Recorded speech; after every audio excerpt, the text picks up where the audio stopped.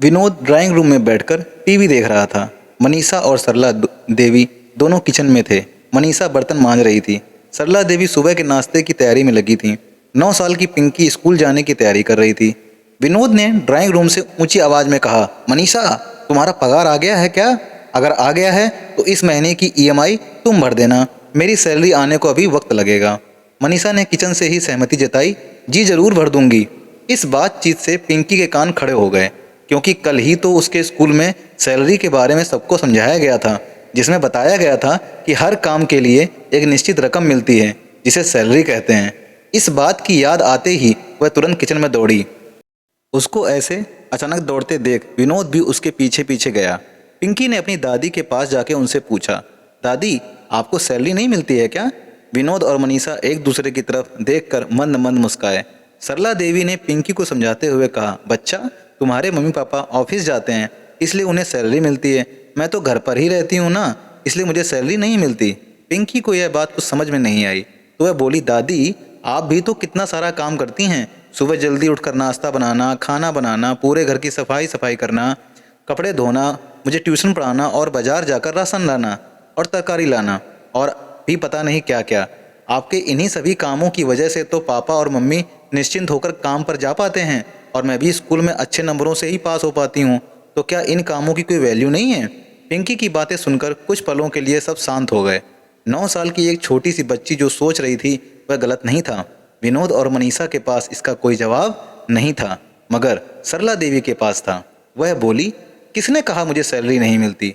मुझे पैसों के रूप में, कागजों के रूप में सैलरी नहीं मिलती, लेकिन मुझे जिस रूप में सैलरी मिलती है उसकी कीमत कोई आंक नहीं सकता। मैं घर की जिम्मेदारी संभालती हूँ तो मुझे तुम्हारी मम्मी एक दोस्त के रूप में मदद करती है। तुम्हारी मम्मी की दोस्ती मेरे लिए वह सैलरी है। मुझे पैसों की ज़रूरत होती है और मैं तुम्हारे पापा को बोलती हूँ तो बिना यह जाने कि मैं उनका क्या करूँगी, वह मुझे झट से पैसे निकाल कर दे देते हैं। तुम्हारे पापा का यह विश्वास मेरी सैलरी है, और तुम जो मुझे इतना प्यार करती हो, मेरे बारे में इतना सोचती हो, वह तो मेरा बोनस है। अब बताओ, क्या मुझे किसी से कम सैलरी मिलती है? दादी की बातें सुन पिंकी खुश होकर दादी के गले से लगते हुए बोली, अरे वाह दादी, आप तो बहुत अमीर हैं। सबके चेहरों में बड़ी मुस्कान आ गई। मनीषा सरला देवी के पास आई, उनका हाथ पकड़कर बोली, मम्मी जी, हमने कभी इस बारे में सोचा ही नहीं, लेकिन आपको कभी इस बारे में विचार नहीं आता कि आपको भी सैलरी मिलनी चाहिए? कभी कभार वह भी जब तुम लोगों को कुछ खरीद कर देना होता तब थोड़ा सा बुरा लगता है। सरला देवी ने हिचकी चाहते हुए कहा। पिंकी बीच में ही बोल पड़ी, तभी तो मैं आपसे कह रही थी दादी, आप ट्यूशन शुरू कर दीजिए। विनोद और मनीषा सरला देवी की तरफ देखने लगे। यह क्या माजरा है मम्मी? विनोद ने पूछा। अरे कुछ नहीं बेटा, ये पिंकी तो बस बातें बनाती है। सरला देवी ने बात को टालने की कोशिश की। नहीं पापा, मैं आपको पूरी बात बताती हूँ। मेरी फ्रेंड रिंकू है ना, उसकी मम्मी एक बार मुझसे पूछ रही थी कि तुम हमेशा क्लास में अव्वल आती हो, हर विषय में अच्छे मार्क्स आते हैं, तुम कौन सी ट्यूशन क्लास से ट्यूशन लेती हो? मुझे भी बताओ ताकि रिंकू को भी वहीं भेज सकूं। जब मैंने उनसे कहा कि मुझे तो मेरी दादी ही पढ़ाती हैं, तो उन्हें बड़ा आश्चर्य हुआ। फिर अगले दिन वो हमारे घर भी आई थीं और दादी से मिलकर उन्हें रिंकू और उसके साथ 3-4 और बच्चों को ट्यूशन देने के लिए कह रही थीं, लेकिन दादी ने मना कर दिया। दादी हाँ भी कैसे करती, उनके पास दिन भर इतना सारा काम जो रहता है। पिंकी ने सारी बात खुलकर कही। विनोद बोला, अरे माँ, आपको ट्यूशन पढ़ाना चाहिए, यह बात तो पक्की है कि आप पढ़ाती बहुत अच्छा हैं। देखिए, मुझे भी तो आपने ही पढ़ाया था, उसी की बदौलत मैं इतनी अच्छी नौकरी पर हूँ आज। और रही बात घर के कामों की, तो हम उसके लिए एक काम वाली रख देंगे। आप अपना वक्त ट्यूशन पढ़ाने के लिए दीजिए। सरला देवी ने थोड़ी आनाकानी की, लेकिन बेटा बहू और पोती ने मिलकर उन्हें आखिरकार ट्यूशन चलाने के लिए मना ही लिया।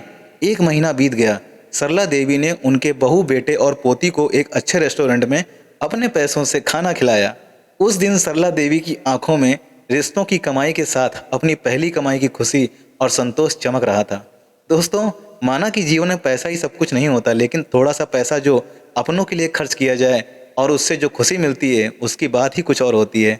तो दोस्तों, किसी को भी, चाहे वो दादी हो, मम्मी हो, किसी को भी नज़रअंदाज मत करिए। उनकी काबिलियत को निखारिए और उन्हें प्रोत्साहित करें, ताकि वो अपने आप एक पैरों पर खड़े हो सकें और हम लोगों की सपोर्ट कर सकें। दोस्तों, ये बहुत ही प्रेरक कहानी थी। अगर आपको अच्छी लगी हो तो कमेंट में ज़रूर बताइएगा और लाइक, सब्सक्राइब, शेयर जरूर करिएगा मेरे चैनल को। अगली कहानी मिलते हैं, तब तक के लिए नमस्कार। जय हिंद, जय भारत।